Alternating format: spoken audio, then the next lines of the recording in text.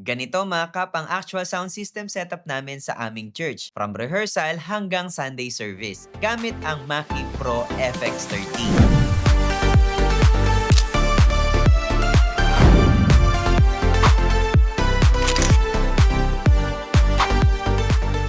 Hi guys, it's Cap and welcome back sa ating channel. Today, ipapakita ko sa inyo yung actual sound setup namin sa aming church using the Mackie Pro FX30. Hindi ito studio setup mga kapa, kundi real Sunday service setup. During rehearsal, dito namin ina-adjust ang levels ng aming instruments at microphones. Tayo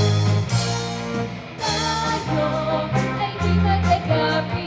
Tayo ang laging magwawagi. Kaya't magpapuri tunay buong puso ay alay sa ating Diyos na buhay. Para maging balance ang sound. Para walang sapawan, si Lloyd lang yung angat. Ito nga pala mga kap, yung kabuuan ng setup ng aming church. Isa-isahin natin yung mga sources. Meron kami dito na isang keyboard, meron ding pang electric guitar, pang acoustic or electric 2, bass guitar, acoustic drums, at mga microphones. Lahat ng mga sources namin ay ini-input dito sa aming main mixer, ang Mackie Pro FX30. Ito naman yung aming front of house speaker na naririnig ng aming congregation. Okay, bilisan lang natin isa-isahin yung mga features ng Mackie Pro FX30 V3.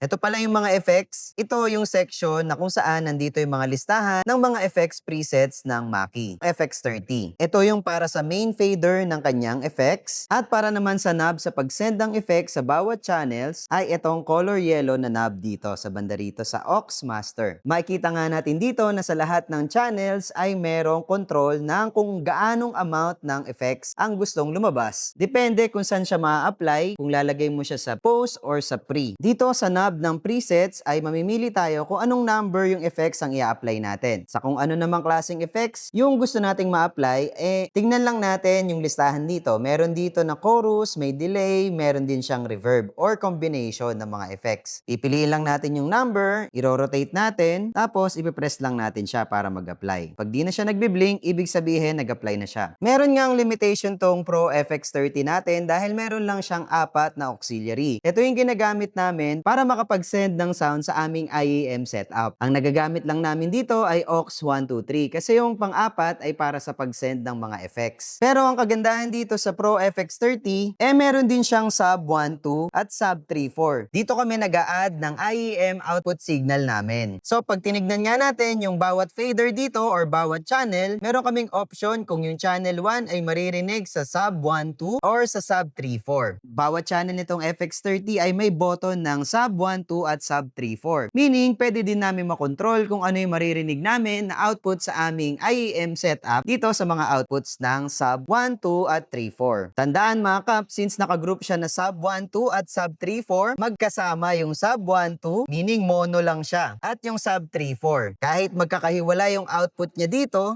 pareho na sinisend na signal. Yung 1, 2 at yung 3, 4. Ang kagandahan din nga dito sa FX30 ay meron na rin siyang USB output dito sa likod. Meaning, pwede siyang gamitin sa ating live stream setup o di kaya sa ating recording. Bukod sa mga magagandang features na nabanggit ko, ang panalo talaga dito sa Mackie Pro FX30, syempre ang kanilang iconic na Onyx mic preamp na talaga naman napaka-refine at ang ganda ng tunog na inilalabas niya. Bigyan din natin ng pansin, yung channels 1 and 2 rin nga pala mga kap ay para sa mga high Z output na instruments natin. Pwede dito yung bass guitar tsaka electric guitar. Mula channels 1 hanggang channel 16 ay pare-pareho yung kanyang mga knobs at fader. Mula naman channel 17 hanggang channel 27 at 28 ay pare-pareho na rin siya na wala siyang compressor. And then yung 29 at 30 natin na channel ay para sa line-in natin. Isa-isahin nga natin yung mga knobs. Meron dito na gain knob, meron din siyang compressor, and yung ating mga equalizer. Merong high, may mid. Ang kagandahan dito ay meron pang extra setting yung ating frequency ng ating mid. Tapos may low. And then para sa aux control natin, yung sinesend natin na each channel, sa kada aux monitoring natin, ay pwede tayong mag-send dito kung gaano kalakas yung isesend natin na signal for each channel. Ito nga yung nabanggit ko kanina kung gusto nyo ma-apply yung effects para sa post at sa pre. Tapos yung knob naman na ito ay para sa panning kung gusto natin natin na marinig sa left and right or gusto natin ipaning lang siya sa left or ipaning lang siya sa right. Ang kagandahan din dito sa Mackie Pro FX30 natin ay meron siyang sarili-sarili na mute button. Kapag nakapula, ibig sabihin nakamute. Kapag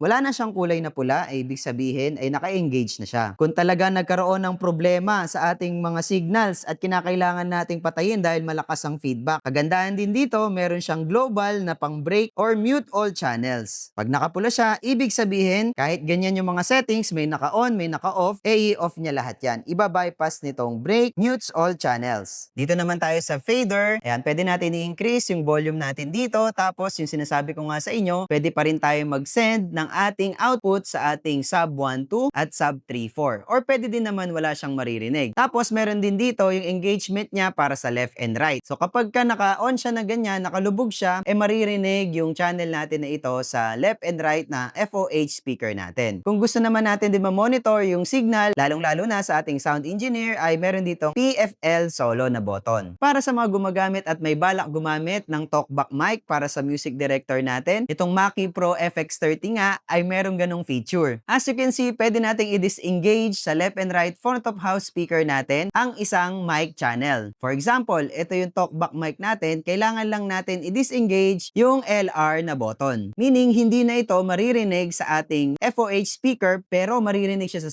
sub 1.2 at sub 3.4 kasi nakapindot siya. And then, yung monitoring natin ng ating auxiliary. So, pwede tayo mag-send talaga dito ng signal. Dako naman tayo sa pagtimpla ng ating mga channel. So, bago tayo mag-apply ng ating mga parameters or equalizer o di kaya ng ating mga effects, ay dapat unahin muna natin yung ating gain staging. So, paano nga ba nangyayari yung gain staging? So, ang gawin natin initially, yung ating equalizer, gitna lang muna natin. I-12 o'clock muna natin. Tapos, yung gain natin, yan, igitna natin. Iligay natin sa neutral itong main natin. Masisend ito sa FOH speakers natin na maririnig ng congregation. Tapos, sa channel natin to, ilagay din natin sa neutral yung ating fader. Ang ganda rin ng fader ng Mackie Pro FX30 natin dahil tingnan nyo, may hiwa siya. Intentional yung design para makita talaga natin kung saan siya nakaturo. Naka-neutral na siya. Balik tayo kung paano natin siya i-adjust. Tapos, tignan natin tong yung gain natin. Kailangan kapag nagsa-soundcheck tayo, yung pinakamalakas na buga ng mga singers yung dapat nilang iparinig. O di kaya yung pinakamahina para maset natin yung tamang level ng gain para sa kanya. Pag nagbiblink na ito ng color green, ibig sabihin sobrang lakas ng gain na ina-output natin doon sa mic signal. So, babawas tayo kapag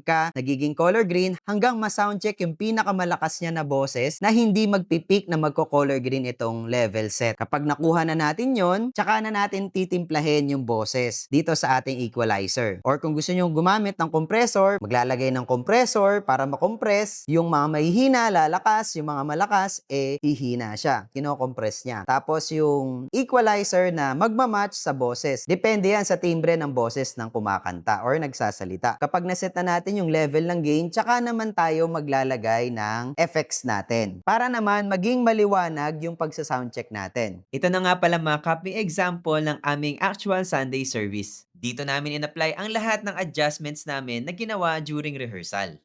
Tayo ay di magkakapit. Tayo ang laging magwawagi. Ang paborito na buong pusong ialay sa ating Diyos na buhay.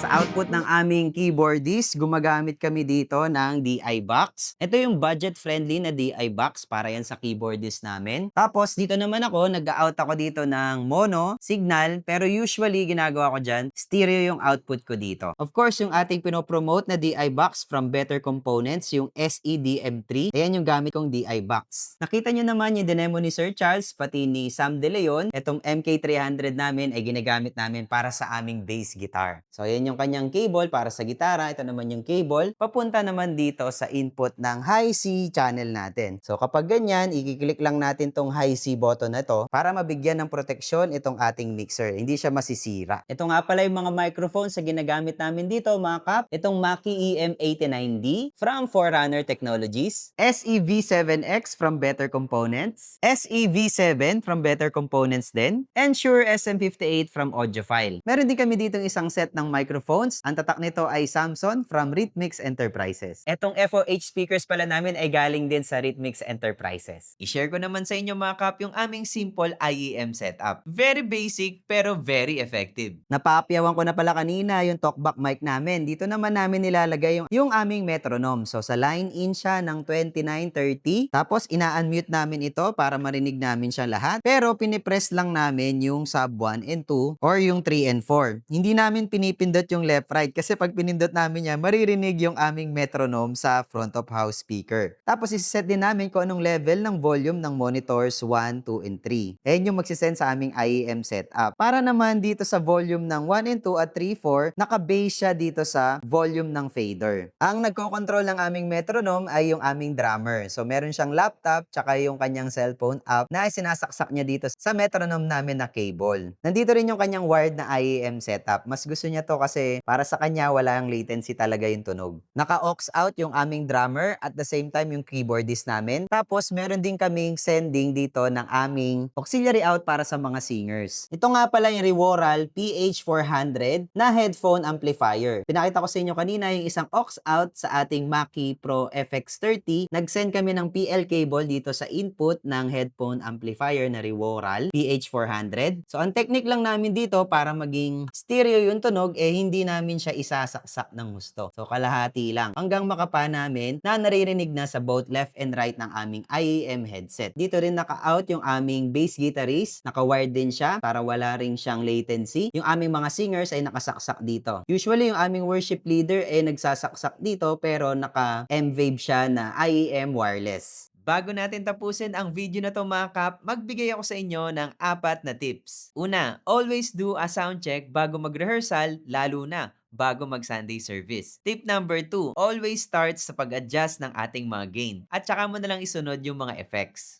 Tip number 3, i-label mo lahat ng iyong mga channels from your instruments, worship leaders, at ating mga backups. Syempre, wag din natin kalimutan yung microphone ng speaker at presider. O, 'di ba? Mahirap pag walang label. And lastly, save your settings before Sunday service. Pwede mo rin naman yan picturean para makabisado mo yung timpla ng musicians at ng mga singers. If you're part of sound tech ng inyong mga church mga kap, I hope that this video help you understand kung paano namin sinetap ang aming sound system. Kung paano sa rehearsal at doon sa actual na ating Sunday service. Comment down below mga kap kung ano yung topic na gusto nyo i-cover natin sa susunod nating video. And don't forget to like, subscribe, i-click mo na rin yung bell notification icon para lagi kang updated sa ating mga latest videos. Share this video sa inyong church team. Ayan lamang muna sa ngayon mga kap. Follow for more. Ayo!